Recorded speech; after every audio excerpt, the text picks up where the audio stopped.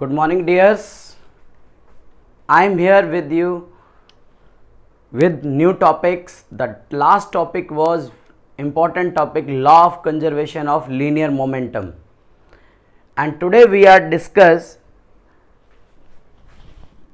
Equilibrium of forces. Equilibrium of forces के बारे में बात करेंगे. एक प्लेन पे नंबर ऑफ वेक्टर फोर्सेस जब काम करते हैं तो उनके बारे में बात करेंगे और उनके ऊपर कुछ अच्छे नीट के प्रॉब्लम्स भी किए जाएंगे. तो आप इस टॉपिक को बड़े ध्यान से कॉपी पेन उठाकर करना साथ साथ स्टार्ट करें. पर पहले कुछ वेक्टर की इंट्रोडक्शन दे दें कि सपोज करो कि ये दो वेक्टर हैं. ये एंटी पैरेलल कैसे होते हैं? मान लो ये ए वेक्टर है और ये बी वेक्टर है. They are equal but opposite, तो देयर सम इज 0. ये अपोजिट कैसे बनते हैं? हेड टू हेड बन गए, टेल टू टेल, तो इनका रिजल्ट क्या आएगा बेटे? 0 आएगा. तो हमारा टॉपिक क्या है कि force acting at the same point on a body are called forces acting at the same point. मतलब एक ही पॉइंट पे काम करने वाले जो वेक्टर फोर्सेस हैं, जैसे कि ये देखिए,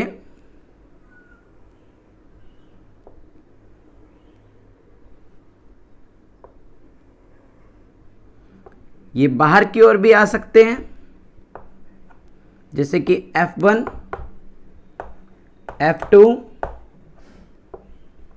and then F3.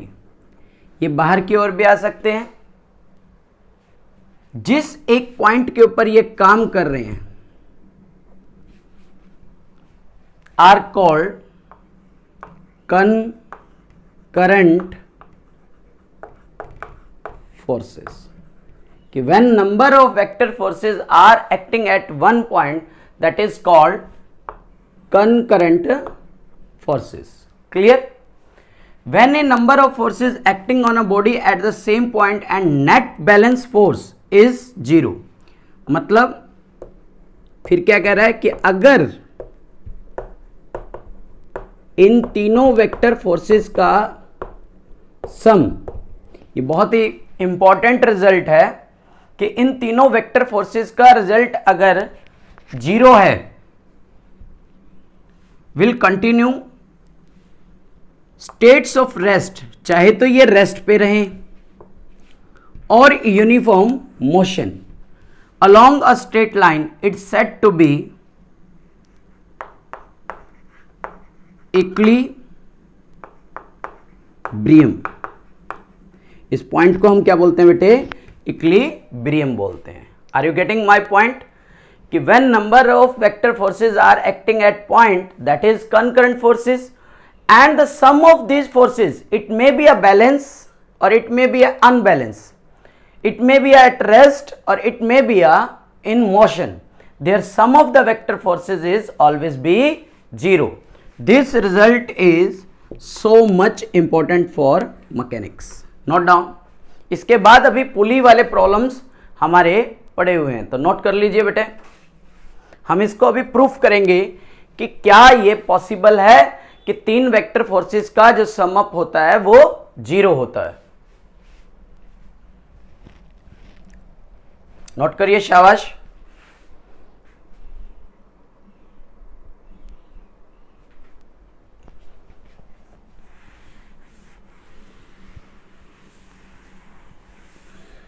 Contact force में मैंने इसका एक कॉन्सेप्ट बताया था, आज हम उसको यूज करेंगे. एक्सप्रेशन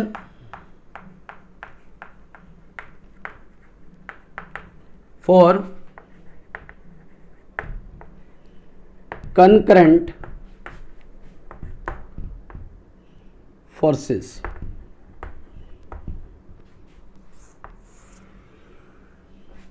जिसमें हमने क्या प्रूफ करना है बेटे? Sum of the vector forces is 0.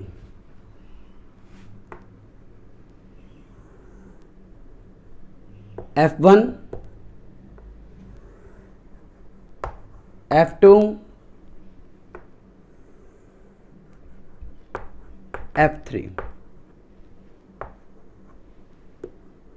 ठीक है। इस पॉइंट के ऊपर ये सारे वेक्टर फोर्सेस काम कर रहे हैं, that's why it is a concurrent forces. हो गया बेटे। अब हम बिल्कुल इसके अपोजिट एक वेक्टर फोर्सेस ड्रॉ कर रहा हूं मैं F3 के opposite. This is F3 force. F1 के पैरेलल मैंने ये ड्रॉ कर लिया बेटे। जैसे ये F1 है वैसे ये F1 हो गया, दोनों की सेम डायरेक्शन है, तो ये F1। इधर से देखो F2। ये हो गया आपका A, ये हो गया आपका B, ये हो गया C। तो A का अपोजिट ये हमने क्या ले लिया बेटे, A डैश। ये आपका क्या हो गया बेटे, F3 वेक्टर, बिल्कुल इसके opposite. Are you getting my point? तो आप क्या लिखेंगे, consider there are 3 vector forces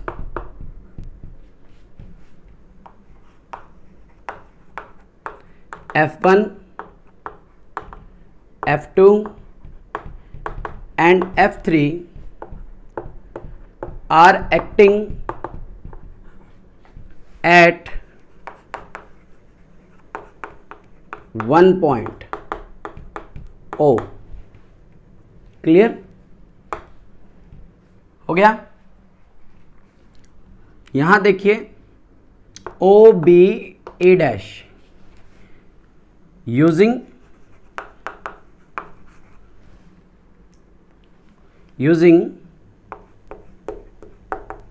triangle law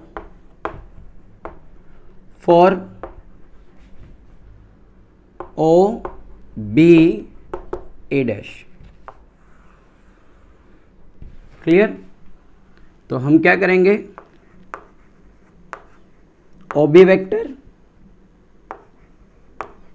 B A dash vector is equal to O A dash vector. Triangle law बन गया बेटे इसमें, ठीक है। अब यहां देखिए दोनों side adding O A vector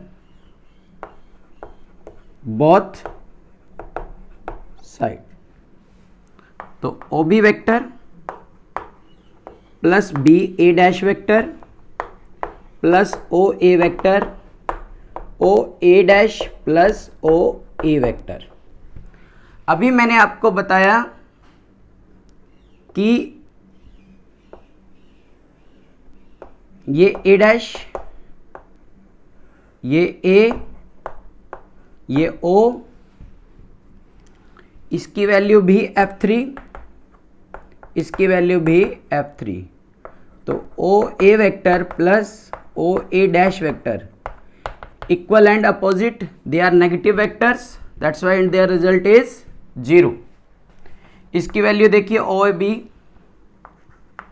F2 vector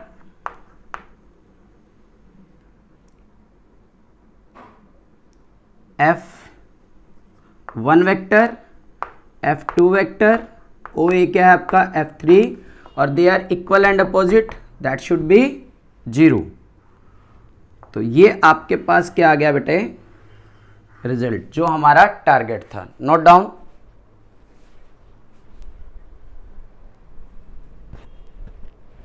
शाबाश, नोट कर लो।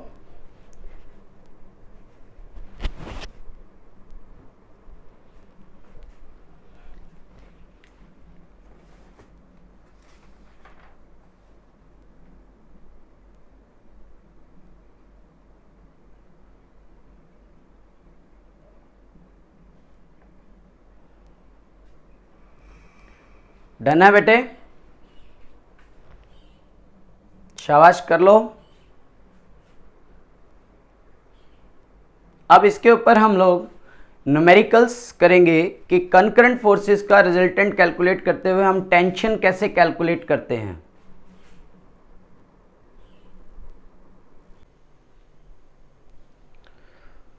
अब देखिए इसके बाद एक न्यूमेरिकल है आपके बोर्ड के ऊपर। इस बोर्ड पे ये जो न्यूमेरिकल है इसके में हमें ये थीटा फाइंड आउट करना है। टोटल ये स्ट्रिंग इस तरह से 2 मीटर है।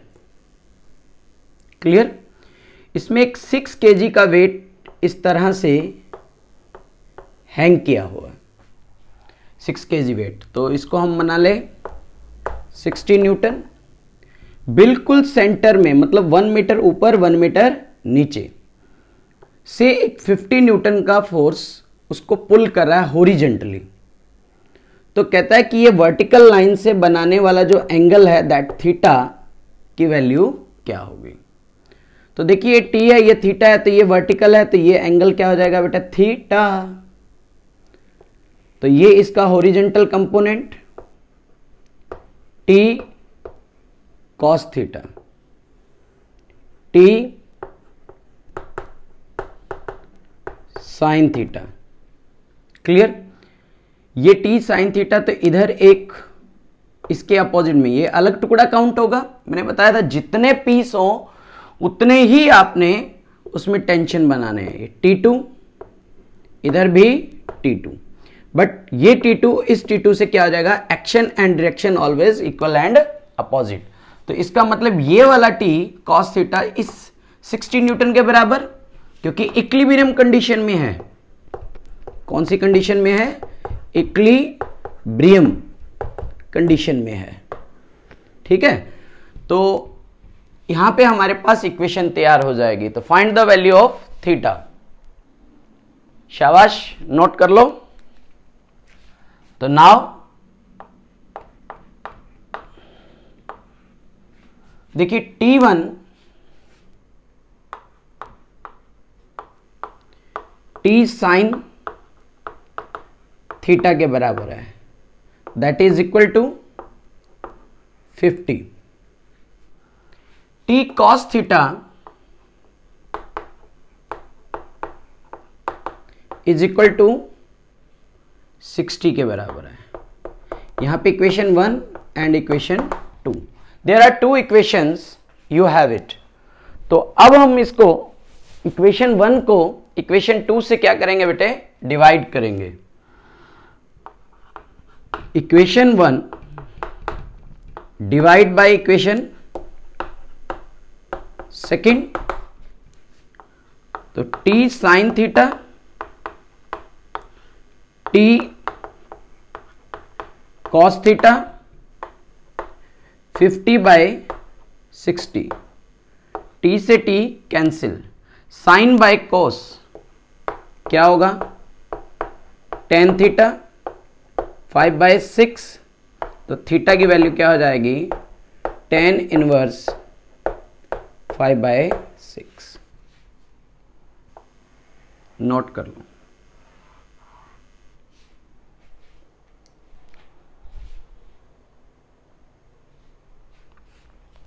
इसी के बाद हम एक सेकेंड न्यूमेरिकल पे जाते हैं। नोट कर लिया होगा।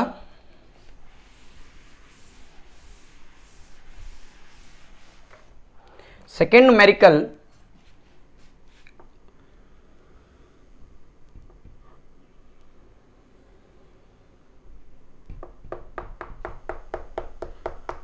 Find the value of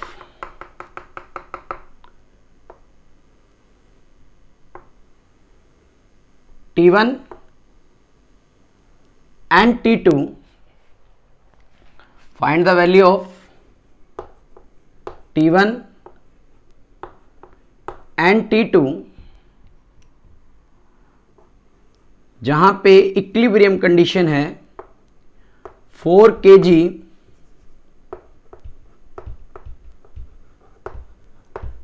kg का यहां पे वेट है बेटे। क्लियर? तो इसका एंगल 60 डिग्री है। इसका एंगल कितना है बेटे? 60 है। कहता है कि find the value of T1 and T2, G की वैल्यू 10 मीटर पर सेकेंड स्क्वायर है। G की वैल्यू क्या है? 10 मीटर पर सेकेंड स्क्वायर है। चलिए नोट करो।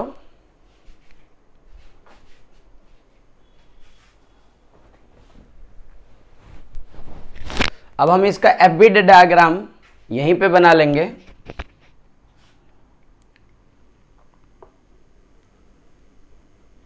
ये 60 तो ये भी 60, दो कंपोनेंट रिजॉल्व, तो ये आ जाएगा आपके पास T1 cos 60 degree, T1 sin 60 degree. इधर ये कितना हो जाएगा? 40 न्यूटन। ठीक है जी। तो अब आपको कहा है कि उसने T1 एंड T2 कैलकुलेट करो।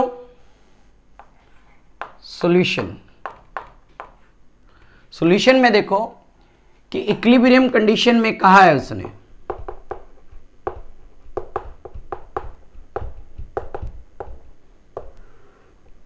तो T1 cos 60 is equal to T2, तो T1 cos 60 हमारा हो गया sin 30 के बराबर 1/2 T2, that is equation number 1। Clear? T1 sin 60 is equal to क्या हो गया? 40 न्यूटन है बेटे। 40 न्यूटन मतलब आपका 400, अच्छा सॉरी 40 न्यूटन ही हो गया। This is equation number 2। T1 sin 60 √3/2 is equal to 40, तो T1 आ गया 80 अपॉन में √3। तो अब आपको चाहिए क्या? T2, तो ये है half into T1। Half T1 की वैल्यू कितनी है हमारे पास? 80 अपॉन में √3 40, तो T2 की वैल्यू क्या आ गई? 40 अपॉन में √3 न्यूटन। नोट कर लो बेटे।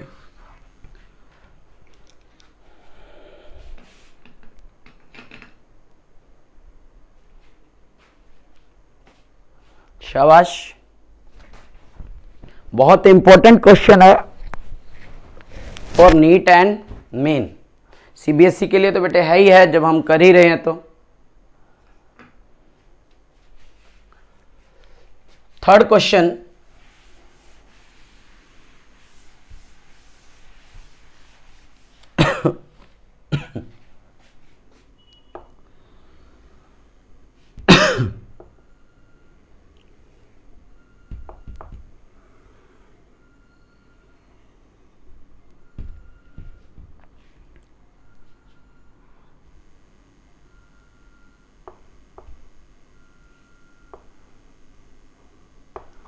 वन kg वेट है।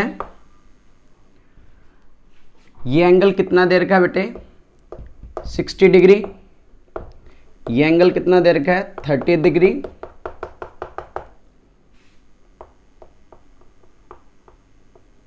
ठीक है, तो कहता है find the value of T1 and T2। चलो करें क्वेश्चन। सबसे पहले इसका एफबीडी बनाना सीखो। इस T1 के 2 कंपोनेंट आएंगे, इस T2 के 2 कंपोनेंट आएंगे, और ये 1 kg कितना हो जाएगा बेटे 10 न्यूटन। तो इसका मतलब कि आपको ये क्वेश्चन कर लेना है। स्क्रीन पॉज करें बेटे और साथ साथ इसको सॉल्व करें। देखिए इक्विलिब्रियम कंडीशन में है, इसका ये 60 है तो ये भी एंगल कितना आ जाएगा 60। तो T1 cos 60, ये एंगल 30, T2 cos 30, इसके ये ऊपर T1 sin 60, T2 sin 30, मतलब इसका 2 कंपोनेंट, इसके 2 कंपोनेंट। ओके है।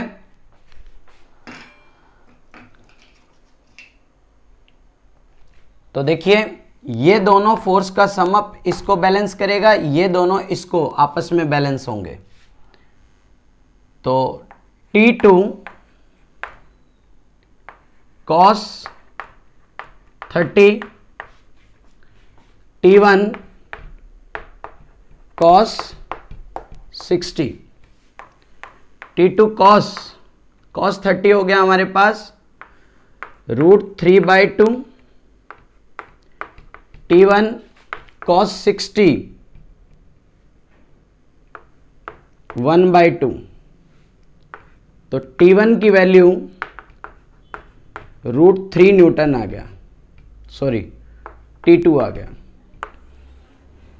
अगर मैं कहीं पे वैल्यू गलत लगाऊं तो बेटे यू कैन एडजस्ट, आप उसको सॉल्व कर लेना।